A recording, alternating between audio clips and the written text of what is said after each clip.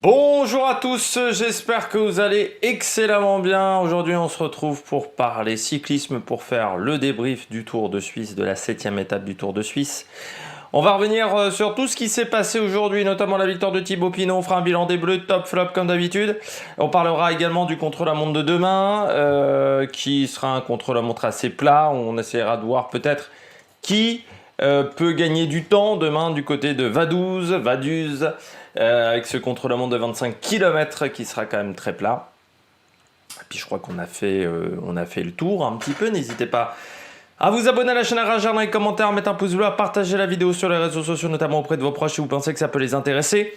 Dans les commentaires, n'hésitez pas à me dire si ça vous a plu, si l'étape vous a déplu, si vous êtes d'accord, pas d'accord avec moi. N'hésitez pas également à vous abonner à la chaîne. Quand vous abonnez à la chaîne, ce qui est déjà très bien, vous pouvez rajouter la petite cloche et rajouter également toutes les notifications. C'est ce qu'on appelle le Saint Graal. Comme ça, vous êtes au courant des dernières vidéos qui sortent sur la chaîne. La semaine prochaine, il y aura quand même un peu de vidéos, même si, encore une fois, je prépare le Tour de France. Mais on parlera notamment des championnats de France contre la montre et individuel la semaine prochaine. Et puis peut-être qu'on fera un retour sur la route d'Occitanie ou sur le Tour de Belgique ou sur le Tour de Slovénie si j'ai le temps. Sur le Tour de Slovénie, bon, il y a eu domination de Pogačar. Pas vraiment une surprise. Mais c'est pas sûr, encore une fois, que je fasse tout ça, vu que j'ai des choses à faire à côté.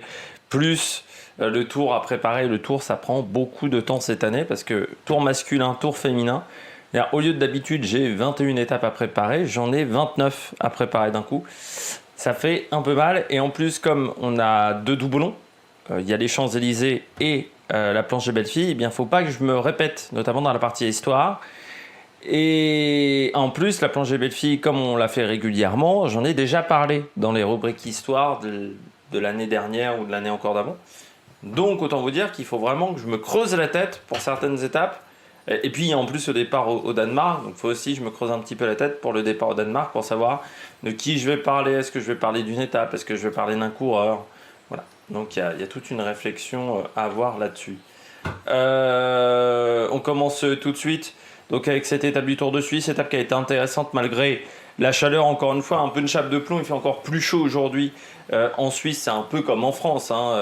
Là c'est vrai qu'aujourd'hui c'était vraiment compliqué, et donc des conditions difficiles, même si on montait en plus un peu moins haut en altitude, donc la chaleur est encore plus pesante sur les organismes. Et puis encore une fois, ça fait 5 jours quasiment sur ce Tour de Suisse. On n'a pas eu un jour de pluie du côté de la Suisse, mais ça fait quand même 5 jours qu'il fait très très chaud. Et au bout d'un moment, les organismes subissent, tout simplement parce que on n'arrive pas à se réhydrater pendant la nuit de toute la perte hydrique qu'on a eue. C'est quand vous regardez les vidéos Total, j'aime bien regarder les vidéos de la Total, hein. Et on parlait notamment de... c'est Hubert, le médecin qui s'appelle Hubert, je ne sais plus son nom, mais qui est médecin de l'équipe depuis très longtemps, et qui disait, grosso modo, sur une étape voilà, comme aujourd'hui, un coureur va perdre 2,5 kg d'eau. Et c'est quasiment impossible de récupérer ça. Alors tu peux le faire un jour, mais 3 ou 4 jours d'affilée, c'est très compliqué. Il faut s'inquiéter, hein, parce que si les conditions comme ça perdurent, on pourra avoir un Tour de France avec pas mal de casses. Encore plus s'il y a la Covid.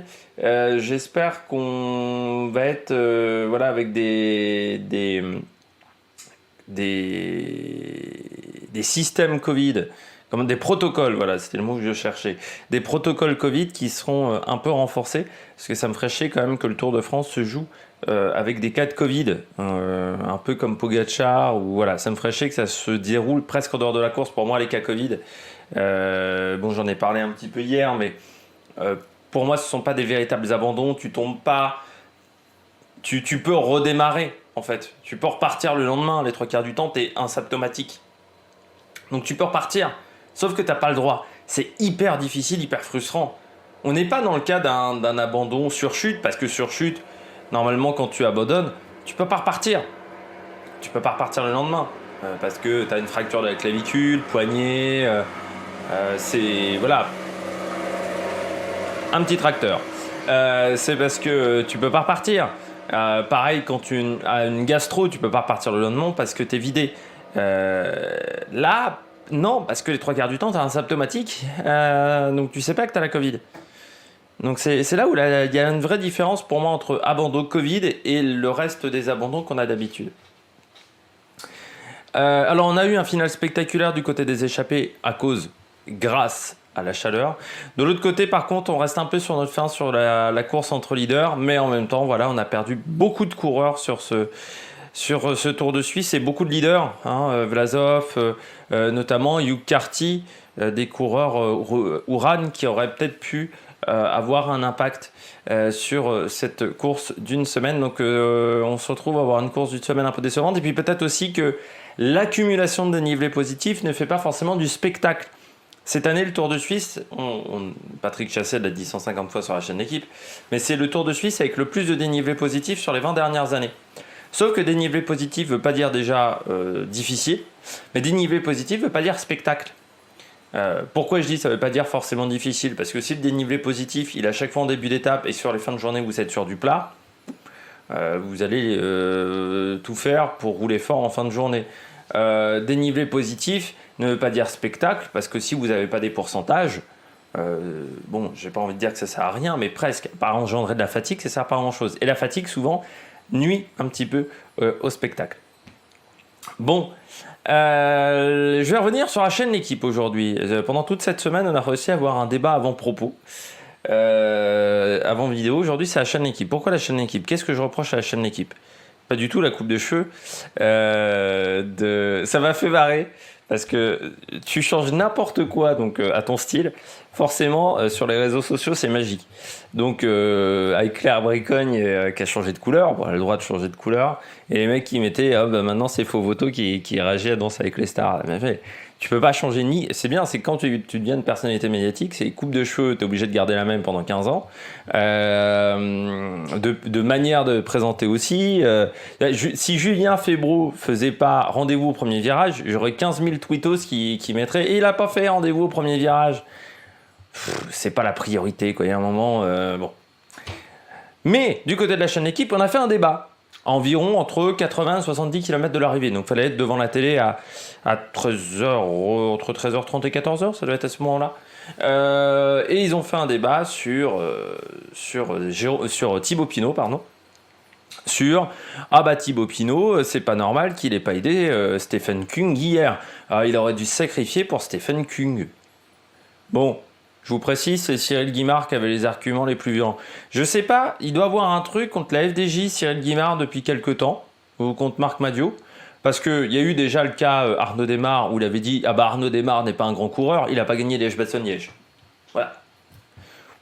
En même temps, c'est pas le profil de coureur, et puis il y a des coureurs moyens qui ont gagné Liège-Bastogne-Liège également dans leur carrière. Et donc là, débat, bah oui, il fallait qu'il aide Kung parce que Kung c'est le mieux classé au général. C'est vrai que Kung est quand même très connu pour être un champion du monde en montagne, même s'il a progressé, je le dis, hein, je l'ai même dit hier, il y a 2 jours, qu'il avait progressé en montagne. On l'avait vu notamment autour de la communauté de Valence l'année dernière, sur le vallonné, du moins même plus que sur la montagne. C'est pas un grimpeur. Stephen Kung. Hier, c'était de la haute montagne. C'est normal qu'il craque. À te faire attendre Thibaut Pinot n'aurait pas changé grand-chose. Deuxièmement, l'argument magique, ah bah ça sert à rien ce qu'a fait Thibaut Pinot hier. Ouais. Ça sert à rien. Bah si, ça lui a permis de reprendre de la confiance. Si aujourd'hui il part dans l'échappée, si aujourd'hui il y croit jusqu'au bout dans l'échappée et qu'il gagne,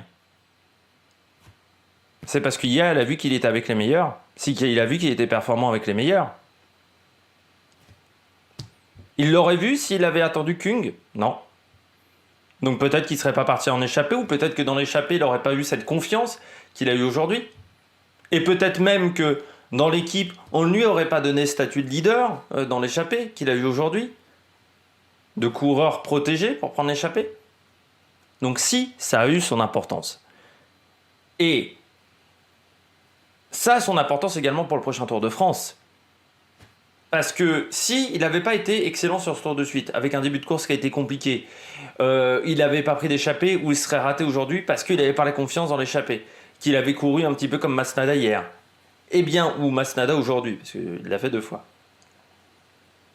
Eh bien, sur son Tour de France, peut-être qu'il aura eu un Tour de France où il aura attaqué à contretemps. Peut-être que s'il réussit son Tour de France, c'est parce que sur ce Tour des Suisses, il a pris l'échappée ce jour-là et qu'il a tenté de suivre les leaders hier. C'est peut-être aussi grâce au Tour des Alpes où à Tirreno Adriatico, il fait 8e. Est-ce que Stefan Kung, il a fait 8e dans Tirreno Adriatico? Non. Bon, bah voilà. Et puis le statut dans l'équipe. Stefan Kung est un très bon coureur, mais n'a pas le même statut que Gaudu ou Thibaut Pinot. Ou qu'Arnaud Démare. Il est un cran en dessous, donc c'est normal. Il n'a pas le même salaire non plus, mais il a un cran en dessous dans la hiérarchie. C'est créer des faux débats, des fausses polémiques à la con. Ça m'énerve. On va déjà avoir, parce que je le sens à 3 km, je rappelle, Netflix va faire une série sur le Tour de France. Inspiré, c'est les mecs qui font Drive to Survive. Je le sens à 3 km qu'on va nous faire des fausses polémiques. Allez, Pinot Godu, ça on le sait déjà que ça va être le cas.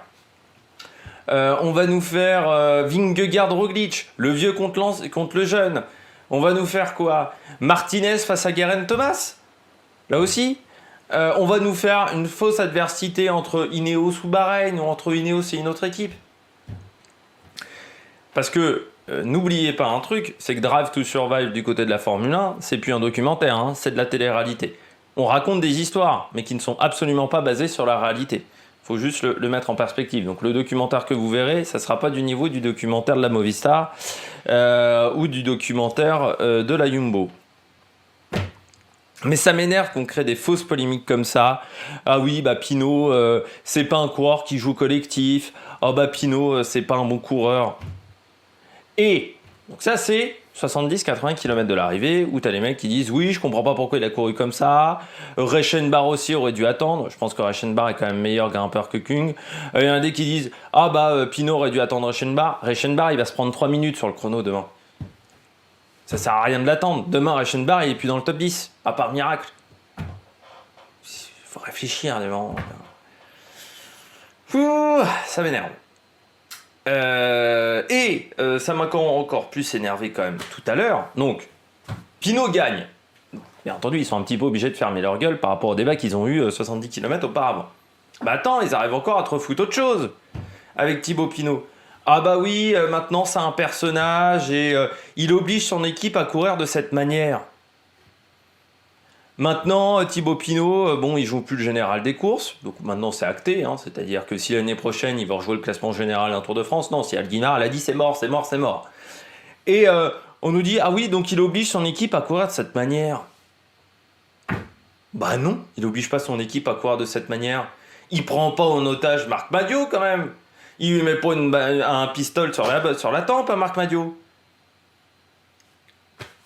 Enfin, vraiment, Cyril Guimard, je pense que c'est là où on voit que la chaleur a des conséquences sur les personnes âgées. Ça attaque les neurones, hein, peut-être. Et que je pense que vieillir, des fois, c'est pas bien. Que on vieillit souvent mal. Je pense à Platini, je pense à Bernard Hinault. Alors Bernard Hinault aussi. Alors Bernard Hinault, il a fait une interview au Télégramme. Très drôle l'interview au Télégramme, bien entendu, il dit les coureurs français sont des merdes, il n'y a que lui qui est un champion du monde. De toute façon, il disait ça déjà de Laurent Fignon, donc c'est pas nouveau. Bien entendu, il disait ça aussi de Vauclair, hein, les coureurs français c'est des merdes.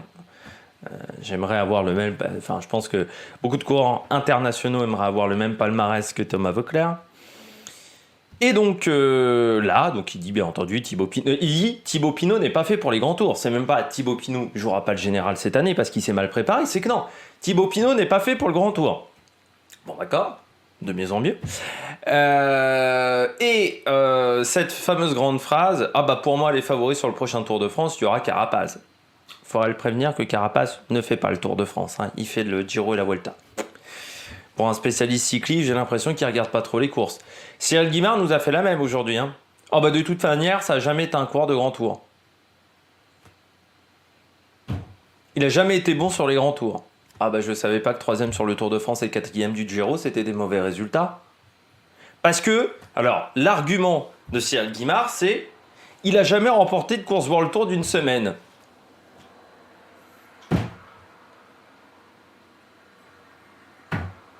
Ah, c'est vrai que c'est un super argument. Une course d'une semaine est vraiment très similaire à une course de 3 semaines. Hein.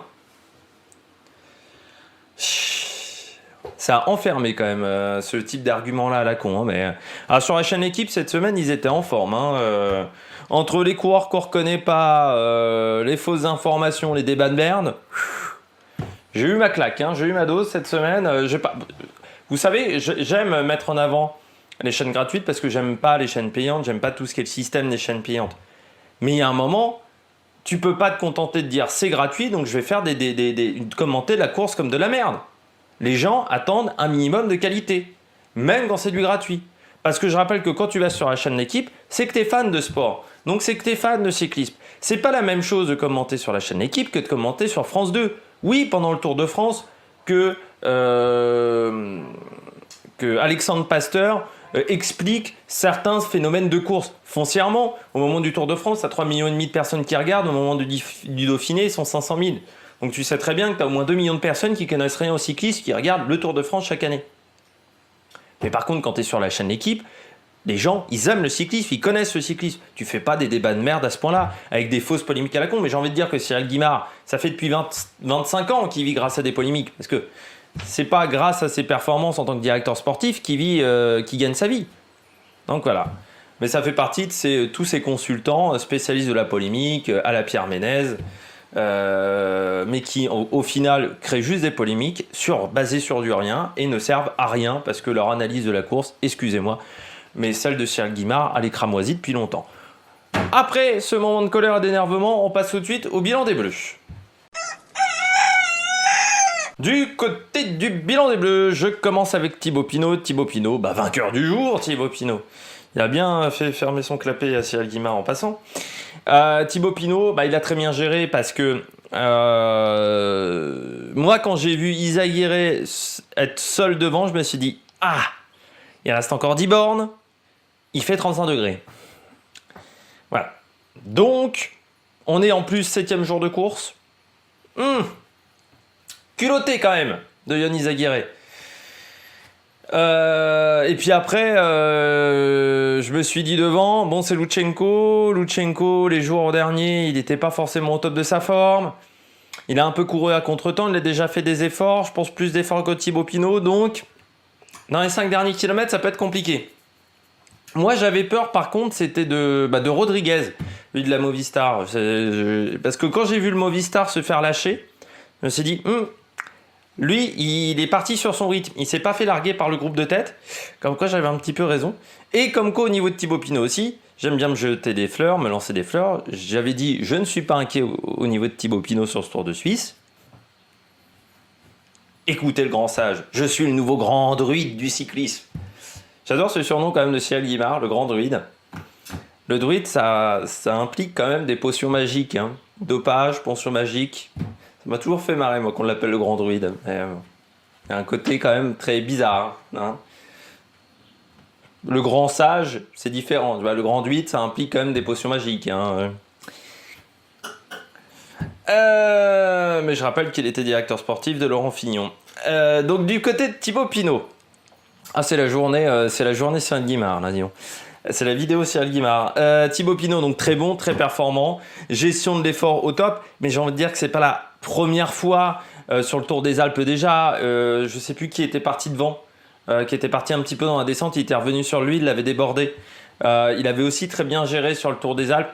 C'est quand même un coureur qui maintenant a plus de 30 ans, se connaît très bien, se connaît physiquement. Il fait plus les erreurs qu'il faisait dans sa jeunesse. En termes de stratégie ou en termes de gestion de course. On se souvient tous, bien entendu, de l'épisode Stephen Cummings, Amande. Je vous dis ça parce qu'on ne reparlera pas de cet épisode-là, hein, parce que je suis quasiment sûr de l'avoir fait l'année d'avant ou en 2019.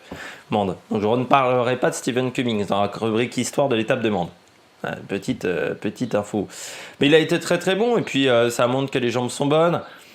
Moi je trouve que l'attitude aussi en interview, déjà il a dit j'aime ce type de journée, j'aime faire ça.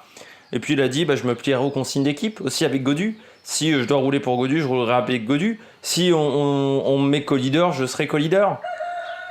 Voilà, pour l'instant, les rôles n'ont pas été définis, mais je ferai ce que me dit l'équipe. Voilà. Et aujourd'hui, il a fait du bon job. Et puis ça montre qu'il a des très bonnes jambes. Parce que sous 35 degrés, faire ce qu'il a fait aujourd'hui, sur le dernier kilomètre, tu sens qu'il a souffert. Hein. Thibaut Pinot, ça montre bien que... Voilà quoi. que les jambes sont très bonnes, que la condition physique est bonne. Et le tour n'est que dans 2 semaines. Voilà. Donc c'est plutôt très, très performant. En plus, on sait qu'il fera l'impasse, notamment sur les championnats de France, je crois, normalement. Donc voilà, quand le 1er juillet, vendredi 1er juillet, départ du Tour, bon, voilà. Alors sur la première semaine, peut-être qu'il sera un peu tranquille, vu qu'il jouera peut-être pas le général. Mais ensuite, l'Alpe d'Huez par exemple, le Granon sont des étapes qui peuvent lui convenir. Parce que, vu les jambes qu'il a en ce moment, il va être vraiment dangereux. Thibaut Pinot. Mais vraiment une très très belle étape de sa part. Il commence à faire chaud. Je commence à souffrir au niveau de la diction. Deuxième coureur au top, encore du côté des coureurs au top, Reichenbach et Kung. Reichenbach quand même 9e de l'étape aujourd'hui, à seulement 20 secondes de Fuglsang, qui est pourtant très bon, à 39 secondes de Geraint Thomas. Donc très belle étape de Reichenbach qui a fait vraiment une belle journée. Le Suisse qui fait une belle semaine. Alors demain ça va être compliqué parce que Reichenbach, même s'il est 6ème, il est à 2,09. Le Remco Evenepoel n'est que 2 minutes derrière le 13e. Il me semble que ça sera compliqué de rester dans le top 8. Et même dans le top 10, ça risque d'être difficile pour Remco Evenepoel, surtout que Martinez n'est pas loin. Il y a quand même 25 km de bain, tout plat. On peut perdre facilement 2 minutes 33 minutes sans un contre-la-montre de ce type, surtout que Reichenbach, ces dernières années, les fait rarement à fond, les contre-la-montre. Donc ça risque d'être un petit peu compliqué pour le Suisse.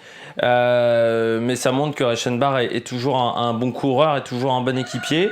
Coureur qui est en fin de contrat, je le signale, ça pourra intéresser d'autres formations.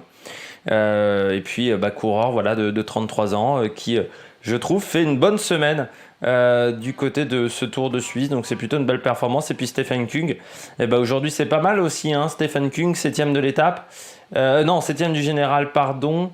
Sur l'étape il est 18ème à 2,59. Ce que j'ai bien aimé avec Stefan Kung, c'est qu'il est lâché quand même au moins 5 bornes de l'arrivée, mais il n'a pas explosé en plein vol. Il y a des coureurs qui ont explosé, Izagirre, Fuglsang, qui ont complètement explosé, même Leknesund et Großschartner. Lui, il a réussi à garder un minimum de rythme pour rester à une distance raisonnable des meilleurs coureurs. Alors demain, Stefan Kung, il est 7ème, donc déjà je pense qu'il va passer devant Reichenbach. Il peut passer devant Pozzo Vivo. Poles, c'est peut-être une possibilité. Ça ferait gagner 3 positions. Il peut finir 4ème pour moi demain, Kung. Donc ça serait un très bon résultat pour Stefan Kung, pour un coureur qui, encore une fois, n'est pas grimpeur. Stefan Kung, il n'a pas le profil du grimpeur. Et je rappelle son gabarit, 1m93, 83 kg. Il doit faire 15 kg de plus que tous les autres. Donc voilà, et à un moment, il faut aussi être raisonnable. Même si il passe bien les bosses, ça c'est clair et net, c'est pas un grimpeur. Voilà. Donc arrêtez de nous dire oh là là, il a pas roulé pour Kung, c'est un mauvais coureur. Oh. Et donc voilà, belle performance des 2 coureurs, des 2 Suisses qui sont dans l'équipe française. Autre coureur performant, c'est le luxembourgeois d'une équipe française, c'est Bob Jungels. Pourquoi ? Parce que Bob Jungels, encore une fois, progresse dans la hiérarchie. Aujourd'hui, 11e de l'étape. J'ai bien aimé l'étape de Bob Jungels. Je peux vous dire, j'ai un peu suivi. Quand tu n'écoutes pas les commentaires de la chaîne L'équipe, tu gagnes de l'influx nerveux. Et je regardais devant Remco Evenepoel, devant Izagirre qui a explosé, mais devant Martinez, Charman. Alors Martinez qui a fait également un gros travail pour Geraint Thomas, mais je trouve que Bob Jungels, pour un coureur qui ces derniers temps n'était pas très performant, il faut le dire, il m'a vraiment impressionné cette semaine. Il est prévu pour le Tour de France, renfort de poids pour Ben O'Connor. On ne s'attendait pas à ce que Bob Jungels fasse une course de ce type. Donc c'est vraiment très bien. Tiens, pour comparaison, Bob Jungels et Kung. Kung, donc 1,93, 83 kg. Jungels, 1,89, 70 kg. 4 cm de moins et pourtant 13 kg en moins. Donc voilà, vous voyez la différence entre un coureur qui veut être performant en montagne et un coureur qui a d'autres objectifs de carrière. Donc du côté de Bob Jungels, de toute manière, il a besoin aussi de se montrer pour renouveler son contrat ou pour avoir un contrat l'année prochaine dans une bonne formation. Mais j'ai l'impression que les jambes reviennent et je trouve que son Tour de Suisse a été très intéressant et que ça va être un renfort de poids autour de Ben O'Connor, qui en a bien besoin parce que c'est vrai que sur le Dauphiné, on a vu Ben O'Connor pas toujours bien entouré. Et puis, en petit flop aujourd'hui, Ion Izagirre, mais les conditions climatiques n'ont pas aidé Ion Izagirre aujourd'hui, il faut le dire. Conditions climatiques extrêmement chaudes. Je pense aussi la tournure de la course. C'est vrai que on s'attendait pas à ce que la Quick Step dynamite la course dès le pied de la dernière montée. Ça a été quand même une grosse surprise qu'on tente de dynamiter la course alors qu'il restait encore que 13 km de montée. Et Quick Step a décidé d'accélérer. Et puis on ne s'attendait pas à ce que ce soit Van Wilder qui accélère, on s'attendait plutôt à ce que ce soit Masnada. Et du côté de Ion Izagirre, les quick step explosent. Il se retrouve avec Lutsenko et il se dit Lutsenko les derniers jours c'était pas top et il décide de partir seul. Le problème c'est qu'encore une fois comme je vous l'ai dit il restait 10 km, très long, trop long pour Ion Izagirre et puis après physiquement déjà il explose à partir de 5 bornes de l'arrivée, il perd beaucoup de temps et puis je crois que quand il s'est fait dépasser par Thibaut Pinot tout de suite ça a été compliqué. Ensuite, il y a eu Lutsenko qui le dépasse et il n'y avait plus d'essence dans le moteur, mais je pense que dans la tête, ça a lâché.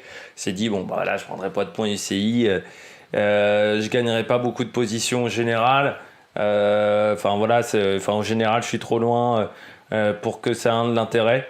Donc voilà, je pense que ça a lâché dans la tête de Ion Izagirre. C'est un Tour de Suisse qui n'aura pas été facile. Pour l'Espagnol, il devait jouer le général, il ne joue pas le général. Début de Tour de Suisse très compliqué, une chute en plus, je crois, pour Ion Izagirre. Donc voilà, ça a été une course difficile pour l'Espagnol. On espère que ça ira mieux du côté du Tour de France. Quelle sera même la tête d'affiche sur le prochain Tour de France du côté de la Cofidis? Est-ce qu'il y en aura une pour le général? On sait que Guillaume Martin veut plutôt jouer les étapes. Est-ce que Ion Izagirre sera le leader du général pour cette formation ou est-ce qu'il veut plutôt privilégier le Tour d'Espagne et plutôt jouer les étapes et être offensif sur ce Tour de France? C'est des questions qu'on peut se poser. On passe tout de suite aux coureurs au top. Attaque de Marlou! Du côté des coureurs au top, je commence avec Geraint Thomas. Je pense que ça sent bon quand même pour demain, Geraint Thomas, à part problème mécanique. Moi, l'inquiétude que j'avais, c'est que j'avais dit, faut pas qu'il se prenne plus de 30 secondes ou 40 secondes sur Higuita, parce que je pense que Higuita, c'est quand même un Colombien qui sait rouler un petit peu. Alors, c'est pas le meilleur sur le contre-la-montre, mais comme c'est un petit gabarit, il sait être compact sur le vélo. Je m'étais dit, en plus, au bout de 8 jours de course, avec de la chaleur, ça peut être un avantage pour Higuita. Ensuite, il y avait Fuglsang, mais Fuglsang, j'étais pas hyper inquiet avec Fuglsang parce qu'on avait vu déjà les limites sur son attaque hier. On avait vu qu'il aurait beaucoup de mal à faire la différence. Je m'attendais quand même pas à ce qu'il prenne une 48 aujourd'hui, est-ce qu'il explose autant. Une 48 par rapport au leader et une quinzaine de secondes par rapport à Geraint Thomas. Ce qui fait que désormais, au général, certes, il a 2 secondes de retard sur Higuita, 19 secondes d'avance sur Fuglsang, mais 2 secondes, c'est pas suffisant pour Higuita. De l'autre côté, Fuglsang a un écart qui est quand même de plus de 15 secondes, donc ça me semble compliqué pour revenir sur lui. Et puis Kung est à 2,19. Je vois pas Geraint Thomas perdre 2 minutes sur Stephen Kung. Et je vois pas Pozzovivo mettre une 30 à Geraint Thomas. Donc ça semble quand même bien embarqué avec le chrono de demain. Et ça fera encore une victoire de prestige pour Geraint Thomas, parce que Tour de Romandie, Tour de France, c'est un coureur qui a quand même un beau palmarès. Geraint Thomas, Dauphiné également, Paris-Nice. Sur les courses par étapes, il n'en a pas raté beaucoup quand même. Et le Giro, il aurait pu peut-être certaines années faire des bons résultats s'il n'y avait pas eu cette fameuse moto, une année ou des chutes plus importantes. Donc c'est un coureur qui est quand même, pour un coureur qui au départ ne devait pas être un grimpeur, qui n'était pas conçu, formaté pour être grimpeur, c'est quand même un coureur qui vient de la piste. Tu te dis qu'il a quand même fait une belle carrière. Alors, est-ce que la carrière va s'arrêter l'année prochaine? Peut-être, parce que je rappelle qu'il a un contrat jusqu'en 2023, mais tu diras quand même que Geraint Thomas, sacré coureur, sacré palmarès. C'est vrai qu'on dit toujours Froome. Il a toujours été un petit peu dans l'ombre de Froome, dans l'ombre peut-être de Bradley Wiggins. Regarde son palmarès quand même, c'est pas dégueulasse. 3 victoires d'étape, un Grand Prix E3 aussi. C'est quand même l'un des rares qui a été à la fois performant sur les classiques pavés et en montagne. Donc sacrée performance quand même de la part de Geraint Thomas aujourd'hui. Voilà, il a bien tenu la cadence. Bravo Daniel Felipe Martinez, parce que c'est aussi grâce à Daniel Felipe Martinez, je pense qu'il arrive à s'accrocher, parce qu'il l'a bien fait travailler. Mais c'est là aussi où tu vois l'intelligence tactique du Geraint Thomas cette semaine. Il savait qu'il avait Felipe Martinez à son service depuis la première étape, mais il l'a fait travailler à la perfection. Et quand il y a eu l'attaque de Fuglsang hier, ou encore l'attaque de Fuglsang aujourd'hui, c'est Daniel Felipe Martinez qui le ramène. Et puis ensuite, l'attaque aux 500 mètres. Alors oui, c'est pas spectaculaire. Oui, c'est pas la fête du slip. Mais ça suffit pour être devant. Voilà, c'est du pragmatisme à l'anglaise, certains diront. Le pragmatisme gallois. C'est vrai que le rugby gallois est quand même pas connu pour être un rugby de fou furieux non plus. Au niveau offensif, voilà, le pragmatisme à la galloise du côté de Geraint Thomas sur ces 3 semaines de compétition. Sur cette semaine de compétition, il a été bon, mais encore une fois, c'est un coureur qui est performant sur ce type de course, qui aime bien les courses d'une semaine. Higuita, maillot jaune, alors ça suffira pas. Malgré tout, Higuita, il m'a un peu rassuré, parce que c'est vrai que sur le Tour du Pays Basque, il avait été décevant. Et puis même sur le Tour de Romandie, il avait eu un rôle d'équipier. Alors certes, il avait gagné l'étape du Val d'Anivier, plutôt. Mais sinon, sur le reste de la semaine, ça n'avait pas été fou. Voilà, depuis le début de saison, c'est bien ce que fait Higuita, mais parfois on aimerait un peu plus de constance. 5e, notamment Liège-Bastogne-Liège, mais abandon sur le Tour du Pays Basque. Vainqueur du Tour de Catalogne, abandon sur le Grand Prix Miguel Indurain. Voilà. 13e, seulement, on va dire, du Tour de l'Algarve. 45e, 24e, seulement du Tour de Romandie. Mais sur ces Tours de Suisse, il n'était pas prévu pour être leader de sa formation. Et il se retrouve leader. Il n'est pas prévu pour le prochain Tour de France. Donc en plus, il est peut-être avant une période de reconnaissance sur le Tour d'Espagne, ou au moins de pause au niveau de course cycliste. Donc c'est pas facile. Et là, il revient fort. Et il faudra compter sur lui sur le prochain Tour d'Espagne. Parce que Higuita, il va être très intéressant sur le prochain Tour d'Espagne. Surtout qu'il a un programme qui là aussi est intéressant. Reprise avec le Tour de Pologne. Tour de Burgos. Alors, il est prévu sur le Tour de Pologne et le Tour de Burgos. Donc, je pense qu'il va faire qu'un seul des deux courses, parce que sinon, le Tour de Pologne, il ne pourra pas le finir. Puis ensuite, derrière, Tour d'Espagne. Voilà, programme, on va dire, habituel. Mais ça va être intéressant. Il va arriver, je pense, assez frais. Et puis, s'il arrive à faire des reconnaissances, ça va être pas mal. Coureur qui a commencé en 2016, quand même, chez Manzana Postobon. Voilà, coureur qui est présent dans le cyclisme depuis quand même pas mal d'années. Il est resté que 3 mois chez Euskadi avant de rejoindre EF. Et c'est vrai que ça a été une grosse perte pour moi du côté de EF. On poursuit avec Nelson Poles, pas mal également ce qu'a fait Nelson Poles aujourd'hui en termes de performance, en termes de rythme. C'est intéressant ce qu'a fait le coureur américain, 4e du classement général. C'est fort ce qu'il arrive à faire, parce que c'est pas un pur grimpeur, mais encore une fois, il a progressé depuis l'année dernière.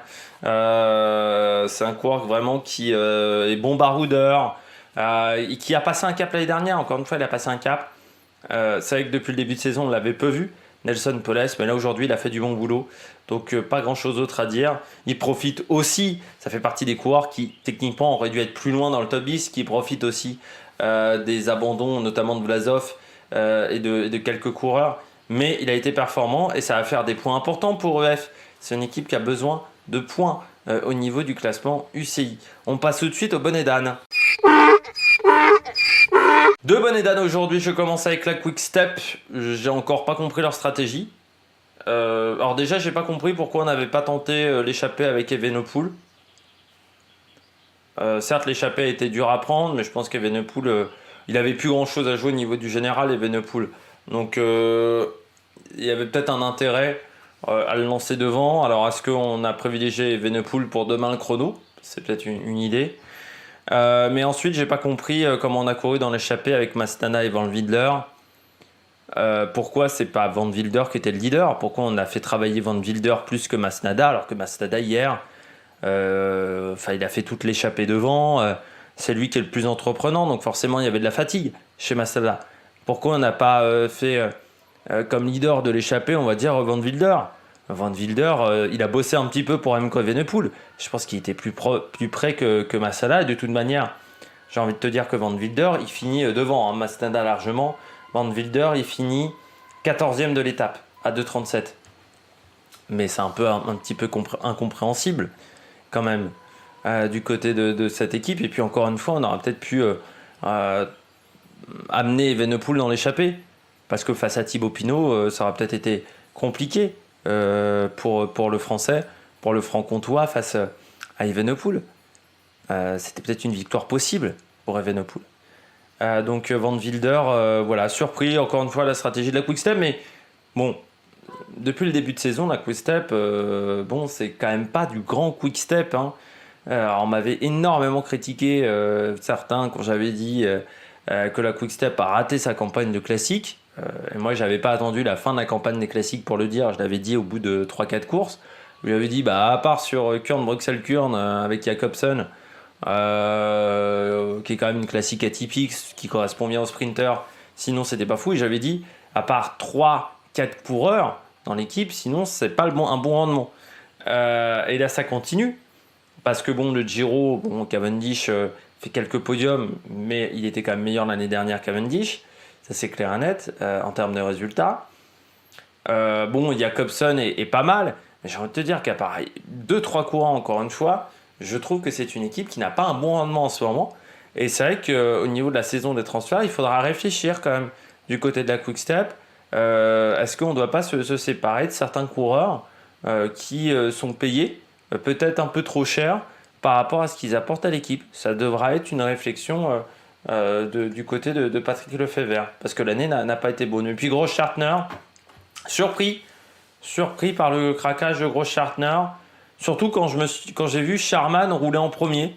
C'est-à-dire qu'on voit Sharman rouler à l'avant du peloton, on se dit d'accord, les deux leaders c'est Guita et Grossschartner, et puis au final on l'a jamais vu à l'avant du peloton. Grossschartner, il a complètement explosé.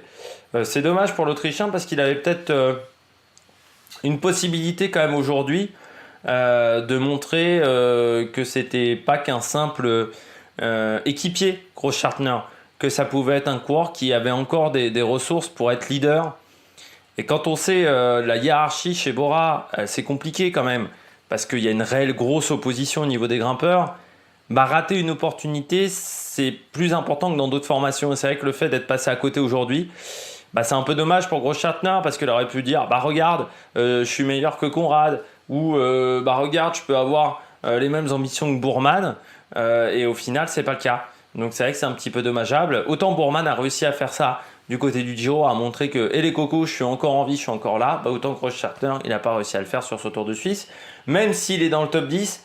Vu qu'on a perdu énormément de coureurs encore une fois sur cette course, être 9e, c'est pas suffisant pour se redonner de l'importance du côté de la Bora. Demain, contre la montre, du côté de Vaduz dans le Liechtenstein, il y a des coureurs qui peuvent gagner des positions. Je pense à Stephen Kung, Evenepoel aussi, Daniel Felipe Martinez, et des coureurs qui peuvent rentrer dans le top 10. D'ici là, n'hésitez pas à vous abonner à la chaîne, à réagir dans les commentaires, mettre un pouce bleu, à partager la vidéo sur les réseaux sociaux, notamment auprès de vos proches. Là maintenant, je vais boire une bonne citronnade là, parce que je viens de perdre 130 litres d'eau là à faire cette vidéo, c'est 30 minutes de vidéo. Puis nous on se retrouve pour de nouvelles aventures sur la Mag Production. Ciao ciao!